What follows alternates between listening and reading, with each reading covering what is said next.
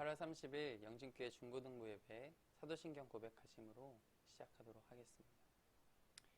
고백하겠습니다.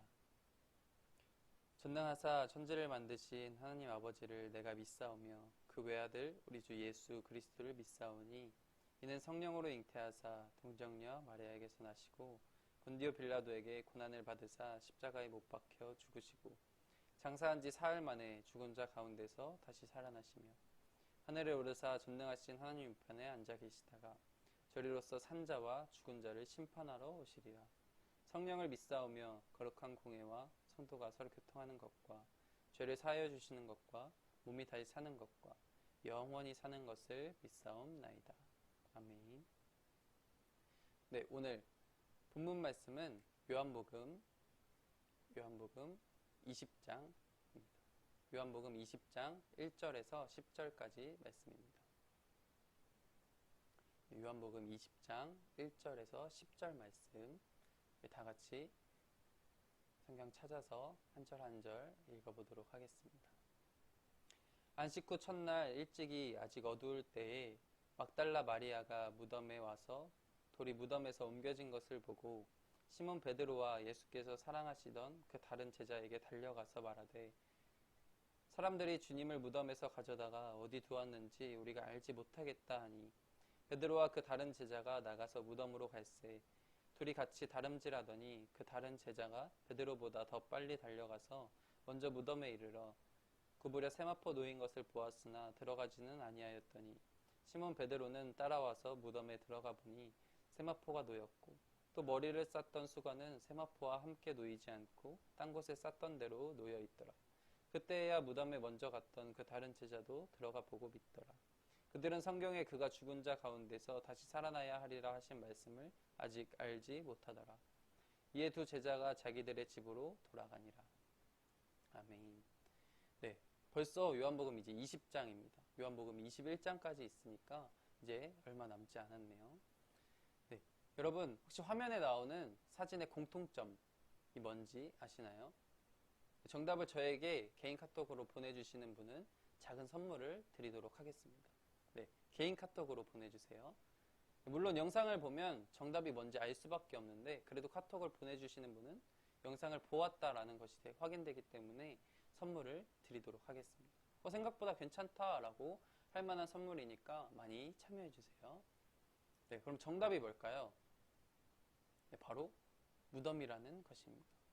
역대 왕들, 유명한 사람들은 자신이 죽을 때 자신의 업적을 기리기 위해서 자신의 이름을 남기기 위해서 무덤을 으리으리하게 크게 만드는 경향이 있었습니다. 심지어 자신이 살아있는 중에도 궁궐처럼 큰 무덤을 만든 왕도 있었다고 합니다.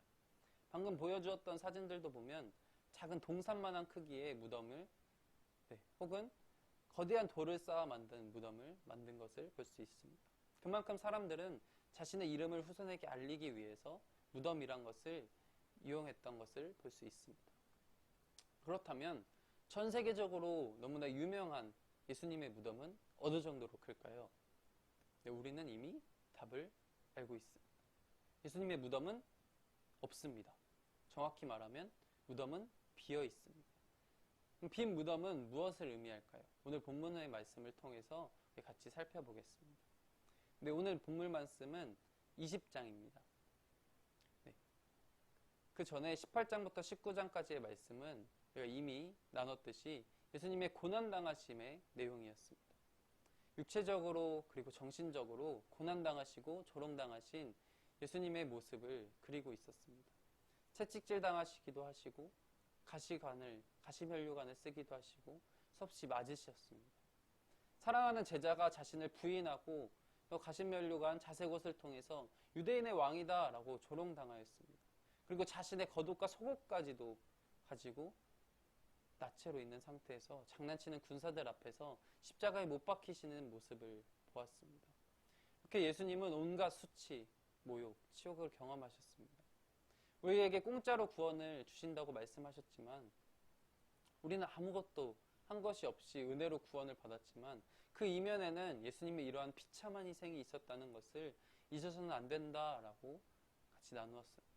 예수님은 우리 때문에 그리고 나 때문에 십자가의 고난을 경험하신 것입니다. 20장에 들어서서는 20장 1절을 보면 예수님께서 십자가에 못 박혀 돌아가시고 며칠 만에 갔을까요? 3일 만에 안식 후 첫날에 막달라 마리아와 그의 어머니 마리아는 새벽 일찍 일어나서 예수님의 시체를 확인하기 위해서 무덤으로 달려갔습니다. 예수님이 금요일 밤에 돌아가시고 바로 다음 날이 안식일이었기 때문에, 금요일 밤 후에 바로 안식일 토요일이었기 때문에 안식일에는 아무것도 할 수 없었습니다. 예전에 설교 말씀 나눴듯이 지금도 유대인들은 안식일을 지킬 때 엘리베이터는 버튼도 누르지 않기 위해서 각 층마다 엘리베이터가 매 층마다 서서 문이 열렸다 닫혔다 한다고 말씀드렸었습니다. 예수님 당시에는 더 심한 상황이었습니다. 예수님께서는 걷지 못하는 환자를 고치시고 너가 일어나서 들 것을 들고 가라 라고 말씀하셨습니다. 그런데 이것을 가지고도 유대인들은 안식일을 범했다라고 말할 정도였습니다. 당시에는 안식일에 물건을 드는 행동조차도 할 수 없었기 때문에 그녀들은 안식일에 계명을 지키며 집에 있었고 안타깝고 슬픈 마음으로, 괴로운 마음으로 안식일을 보냈습니다. 그리고 그 다음 날인 안식 후 첫날, 바로 주일 아침에 해가 뜨기도 전에 새벽 일찍 무덤으로 달려갔습니다. 그리고 이런 모습을 통해서 그녀들이 예수님을 향한 마음이 얼마나 진심이었는지를 우리가 볼 수 있습니다. 예수님에 대한 그녀들의 마음은 사랑이었습니다. 예수를 진심으로 사랑하였기 때문에 정성을 다해 향품을 준비하고 이른 새벽부터 예수님께로 달려가는 모습을 보여주었습니다. 사랑한다면 이처럼 행동이 따라오게 되어 있습니다. 우리의 행동, 나의 행동을 볼 때 내가 진심으로 예수님을 사랑하고 있는가는 어느 정도 가늠할 수 있습니다. 그것은 바로 행동을 통해서 가늠할 수 있습니다. 예수님을 위해 이른 잠을 포기하고 값비싼 예물을 준비하며 나의 마음, 나의 가장 귀중한 시간을 내려놓고 주님 앞으로 나아갈 수 있는 그 행동, 그것은 바로 사랑의 마음이었습니다. 세상이 예수님을 버렸습니다. 예수님을 죄인으로 몰아서 결국 죽게까지 만들었습니다. 많은 사람들이 결국 예수님도 죽었기 때문에 너는 신이 아니다, 그저 똑같은 인간이었다라고 말하며 등을 돌리고 떠나갔습니다. 예수님에 대한 시선, 인식은 그저 불쌍한 사람, 그저 죄인 정도였습니다. 하지만 예수님의 무덤으로 향한 그녀들은 달랐습니다. 세상이 알아주지도 않고 아무도 알아주실 것이 분명했지만 심지어는 예수님조차 죽었다고 생각했기 때문에 예수님조차 알아주지 않는다고 생각이 들 수도 있었지만 그녀들은 그런 것을 계산하지 않고 그저 행동했습니다. 그저 사랑하기 때문에 묵묵히 자신들이 할 수 있는 일들을 행했습니다. 지금 우리의 시대도 조금은 비슷한 것 같습니다. 세상이 기독교를 욕하고 비난하고 교회만 들었다고 하면, 교회 이름만 들으면 이제는 지옥을 떠납니다. 물론 그 비난이 진짜로 기독교가 잘못해서 받는 것이 맞다는 사실이 더 마음 아프기도 합니다. 하지만 지금 우리가 할 수 있는 것은 그 누가 알아주지 않더라도 묵묵하게 자신의 자리에서 내가 할 수 있는 표현, 내가 할 수 있는 행동을 예수님 앞에서 하는 것입니다. 사람들에게 보여주려고도 하지 말고 사람들의 시선을 의식하지도 말고 지금 나의 자리에서 행동하는 것입니다. 여러분이 핸드폰 혹은 컴퓨터를 켜서 예배를 드리는 것, 그 자체가 예수님에 대한 사랑의 표현이기도 할 것 같습니다. 자기 전에 잊지 않고 기도하는 것, 그리고 공부 전에 말씀 한 절이라도 읽으려고 노력하는 것. 우리는 이미 행하고 있는 이러한 것들을 놓지 않고 포기하지 않고 행동하는 것이 사랑의 표현이 될 수 있습니다. 이럴 때일수록 우리는 더더욱 예배드리고 더더욱 기도하고 더더욱 말씀 읽는 것을 소홀히 하지 않는 우리가 되길 원합니다. 코로나로 인하여 모여서 함께 하지 못하지만 개개인의 자리에서 예수님을 향한 그 마음으로 고백할 수 있는 저희가 되길 원합니다. 그녀들은 예수님을 사랑하고 행동했습니다. 그러나 그녀들에게도 예수님께서 부활하신다는 믿음은 없었습니다. 예수님께서는 부활하신다고 이미 수차례 예고하셨습니다. 심지어는 정확하게 3일 만에 살아날 것을 말씀하셨습니다. 마태복음 16장 21절 말씀 우리 같이 한번 읽어보도록 하겠습니다. 마태복음 16장 21절입니다. 이때로부터 예수 그리스도께서 자기가 예루살렘에 올라가 장로들과 대제사장들과 서기관들에게 많은 고난을 받고 죽임을 당하고 제3일에 살아나야 할 것을 제자들에게 비로소 나타내시니. 첫 번째, 제3일에 다시 부활하실 것을, 나타나실 것을 예고하셨습니다. 두 번째, 마태복음 17장 22절, 23절도 우리 같이 한번 읽어보겠습니다. 갈릴리에 모일 때에 예수께서 제자들에게 이르시되 인자가 장차 사람들의 손에 넘겨져 죽임을 당하고 제3일에 살아나리라 하시니 제자들이 매우 근심하더라. 이렇게 수차례 3일 만에 살아나실 것을 이미 제자들에게 말하였습니다. 이 말을 제자들이 귀담아 듣고 예수님의 말씀을 믿었다면 예수님이 죽은 지 3일째 되는 날 어떤 마음이 있었을까요? 어떻게 예수님이 부활하실까? 어떤 모습으로 우리 앞에 나타나실까? 이러한 궁금증이 들었을 것입니다. 오히려 그 3일째를 기대하고 있었을 것입니다. 하지만 제자들은 이러한 고민을 하지 않았고 예수님의 죽음을 현실적으로 받아들였습니다. 누가복음 16장 2절에서 3절 말씀 같이 한번 보도록 하겠습니다. 안식 후 첫날 매우 일찍이 해 돋을 때에 그 무덤으로 가며 서로 말하되 누가 우리를 위하여 무덤 문에서 돌을 굴려주리요 하더니 눈을 들어본즉 벌써 돌이 굴려져 있는데 그 돌이 심히 크더라. 그렇습니다. 그녀들은 예수님의 무덤 앞에 있는 큰 돌을 어떻게 굴려야 할지 고민했으며 그 무덤을 보고 슬퍼서 울고 있었습니다. 부활에 대한 말씀을 기억하지 못했던 모습을 볼 수 있습니다. 예수님을 따르는 무리들조차도 예수님의 부활을 믿지 못했습니다.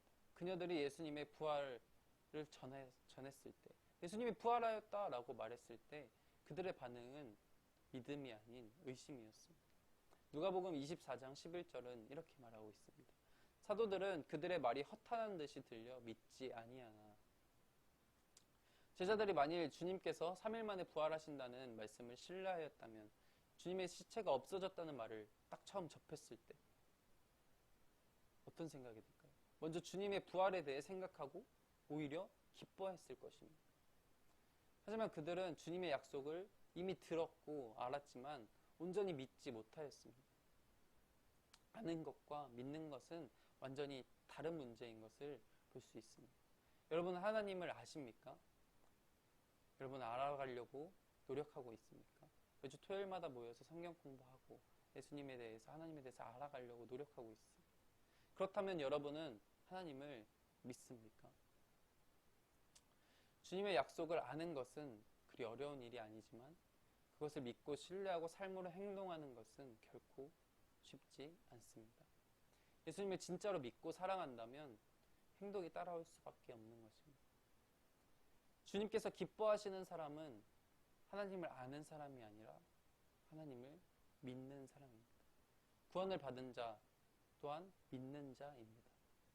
예수님은 말씀하신 대로 부활하셨습니다. 빈 무덤은 부활의 상징입니다. 물론 빈 무덤 자체가 예수님의 부활을 의미하는 것은 억지가 아니냐라고 질문할 수 있습니다. 많은 사람들이 제자들이 훔쳐가 놓고 이렇게 하는 자작쇼 아니냐라고 비난하기도 합니다. 혹은 그녀들이 예수님의 무덤에 도착하기 전에 누군가 예수님의 무덤에서 시신을 훔쳐간 것이 아니냐라고 질문하기도 합니다. 하지만 성경 말씀에 기록되어 있듯이 예수님의 무덤에는 예수님의 머리와 몸을 쌓았던 그 수건 그리고 세마포는 정리되어서 가지런히 놓여 있었습니다. 누군가 훔쳐갔다면, 시간에 쫓겨서 훔쳐갔다면 수건은 바닥에 나뒹굴어져 있었을 것이고 당시에 비싼 장례용품이었던 세마포는 같이 훔쳐서 도망갔을 것입니다.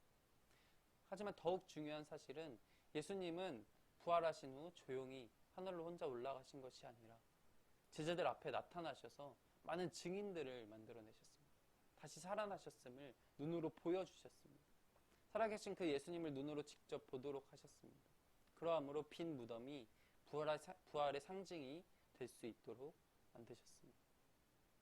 예수님은 이렇게 말씀하셨습니다.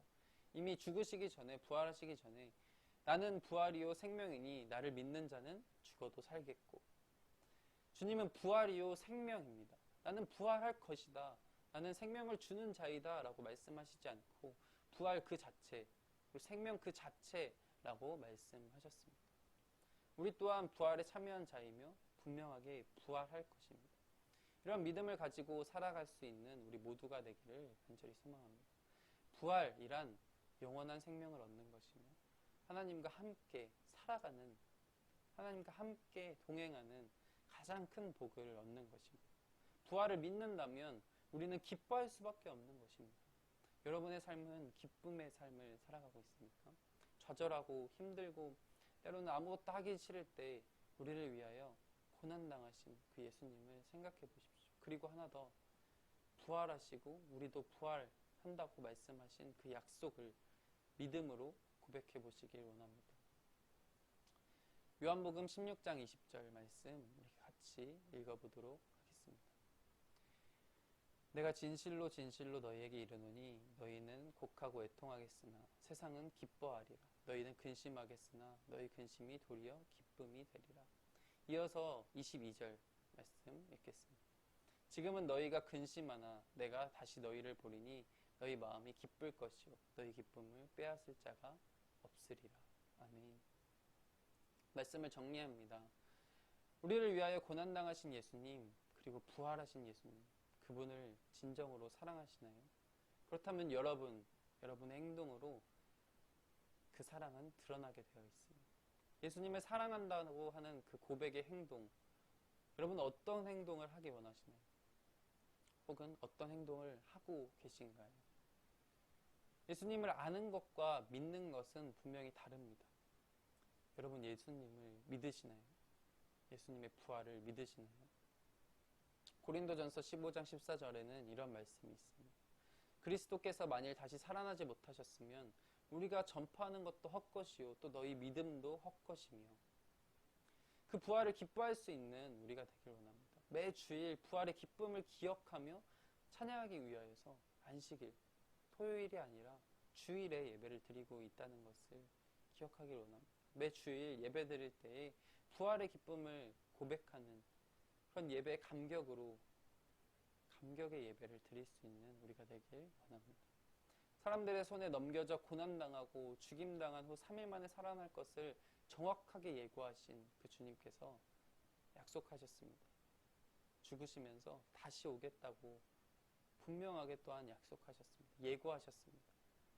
우리는 다시 오실 그 주님을 준비하는 우리의 반응은 그럼 어떠해야 할까요?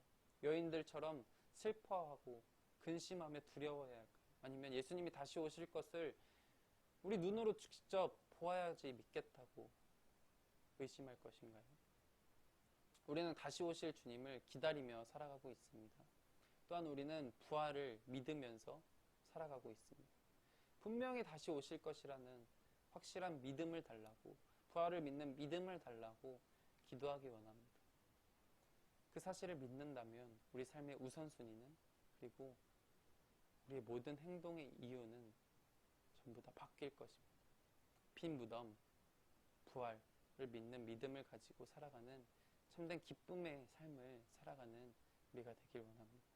세상에서 뭐라 하든지 그런 것을 의식하는 것이 아니라 하나님의 그 약속을 바라보며 기쁨으로 예배를 드릴 수 있는 그러한 믿음을 달라고 기도할 수 있는, 우리가 사랑의 고백을 행동으로써 행할 수 있는 이 모든 친구들 되길 간절히 소망합니다. 우리 다 함께 기도하시겠습니다. 사랑의 주님, 오늘 말씀 보았습니다. 예수님께서는 우리를 위하여서 고난당하시기 위하여 이 땅 가운데 오셨습니다. 정신적으로 육체적으로 온갖 고난, 수치, 모욕을 당하셨습니다. 하지만 그것으로 끝나지 아니하시고 부활하셨다라고 말씀하셨습니다. 부활하심을 통하여서 우리에게도 새 생명을 주셨습니다. 정말 예수님께서 부활하시고 우리 또한 부활하는 것이 아니면 우리는 예수님을 믿는 것이 다 헛것이 될 것입니다. 하지만 예수님은 분명히 부활하셨습니다. 우리에게 그 믿는 믿음을 허락하여 주시옵소서. 우리가 그 부활의 감격을 찬양하며 기쁨으로 예배드릴 수 있는 저희가 되게 하여 주시옵소서. 우리가 행동으로 그 사랑의 고백, 행동으로 그 믿음의 고백들을 행하면서 우리의 삶 속에서 실천하며 살아갈 수 있는 저희가 되게 하여 주시옵소서. 사랑하는 예수님의 이름으로 기도드립니다. 아멘. 짧게 강구 하나 하겠습니다. 네, 아까 처음에 말씀드렸던 퀴즈, 그리고 지금이라도 늦지 않았으니까 카톡 하나 주시면 될 것 같습니다. 그리고 다음 주에는 토요 기도 모임 그 성경 공부하는 거 실시간 줌으로 같이 해보려고 합니다. 1시간, 1시 30분, 토요일 1시 반에 진행하려고 하니까 카톡으로 한 번 더 공지 드릴 테니까 그 시간 비워두시고 같이 참여하면 좋을 것 같습니다. 한 1시간 정도만 하면 충분히 진행될 것 같으니까 여러분 그 시간 비워두시고 같이 참여하는 저희가 되길 원합니다. 그리고 코로나로 인해서 비대면이 2.5단계가 됐기 때문에 일주일 정도 더 연장될 것 같습니다. 그러니까 어느 정도 언제까지 이렇게 될지는 정확하게 예측할 수 없지만 우리 같이 얼른 다시 모여서 예배드릴 수 있도록 기도하며 준비할 수 있는 우리의 삶으로서 예수님에 대한 사랑을 표현하며 살아갈 수 있는 일주일 되길 간절히 원합니다. 우리 다 같이 주기도문 드리심으로 모든 예배 마치도록 하겠습니다. 하늘에 계신 우리 아버지여, 이름이 거룩히 여김을 받으시오며 나라가 임하옵시며 뜻이 하늘에서 이루어진 것 같이 땅에서도 이루어지이다. 오늘 우리에게 일용할 양식을 주옵시고 우리가 우리에게 죄 지은 자를 사하여 준 것 같이 우리의 죄를 사하여 주옵시고 우리를 시험에 들게 하지 마옵시고 다만 악에서 구하옵소서. 내게 나라와 권세와 영광이 아버지께 영원히 있사옵나이다. 아멘. 일주일간 기쁨의 삶을 살아가는 우리가 되길 원합니다.